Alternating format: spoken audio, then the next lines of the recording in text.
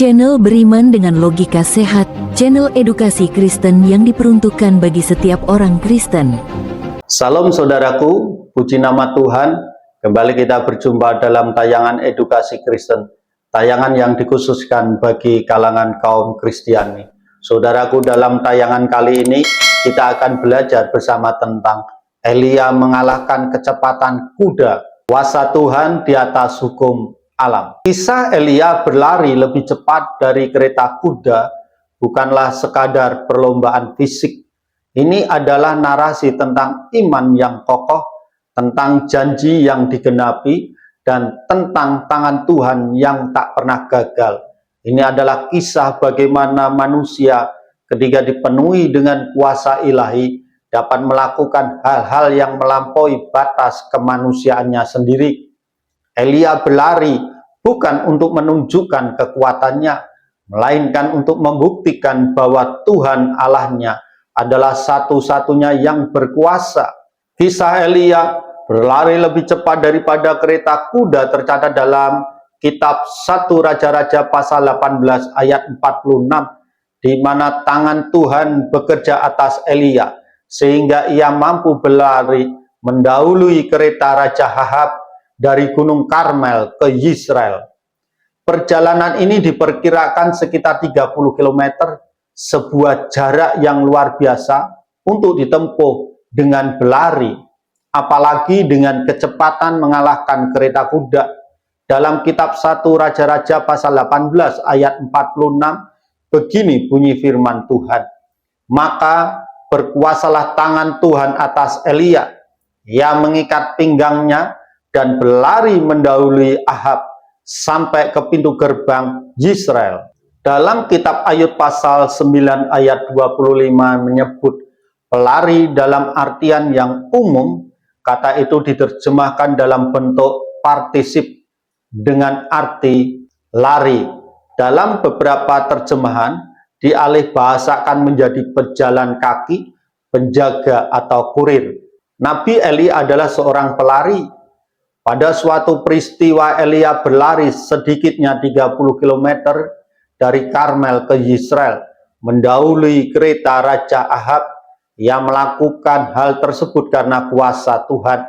Dalam perjanjian lama, para pelari ini adalah golongan dari prajurit, tentara, laskar yang bertugas mengawal raja, dan juga bertugas sebagai kurir.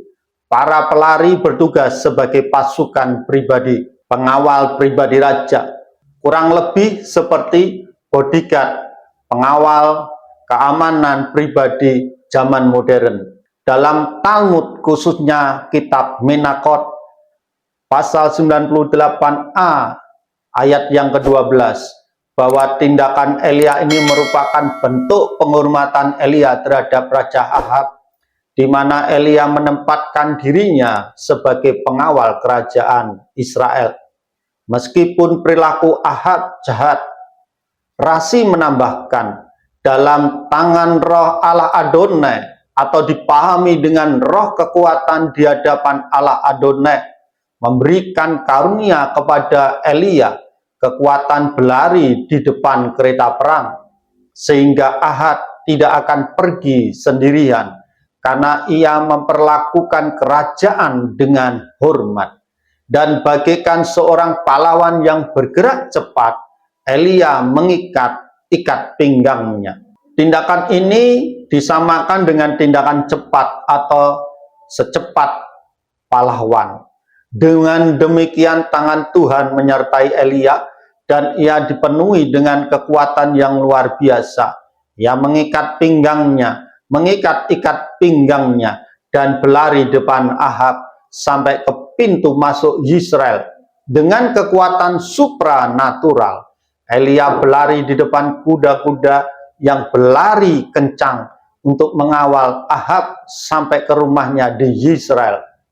Tindakan ini menunjukkan kuasa Elia sekaligus rasa hormatnya kepada raja. Mungkin Ahab dianggap layak menerima kehormatan ini karena ia hadir ketika semua nabi Baal di pantainya. Dan ia tidak keberatan meskipun istrinya mendukung para nabi Baal itu. Dari kisah ini kita diajarkan bahwa penyertaan Tuhan atas hidup para hamba Tuhan, atau dari kisah ini kita diajarkan bahwa penyertaan Tuhan atas hidup kaum Kristiani, atau khususnya kaum para hamba Tuhan, dengan tujuan untuk kesejahteraan sebuah kerajaan atau pemerintahan.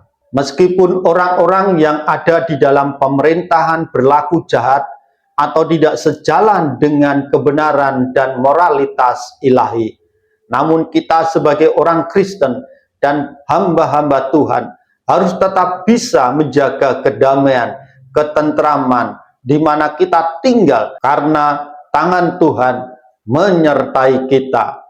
Kita harus berjalan lebih cepat dari antara mereka.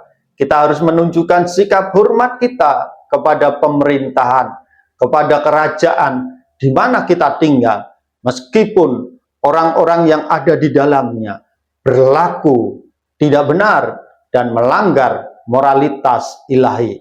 Tetapi kita memiliki satu keyakinan yang kokoh bahwa kelak Tuhan akan memberikan keadilannya yang seadil-adilnya kepada setiap oknum-oknum yang ada di pemerintahan yang berlaku serong ataupun tidak benar di hadapan kebenaran ilahi. Untuk itu, saudara, tetaplah berpegang pada kebenaran Allah dan berpilakulah menjaga pemerintahan ini dengan damai dan ketentraman. Kiranya Tuhan Yesus memberkati kita.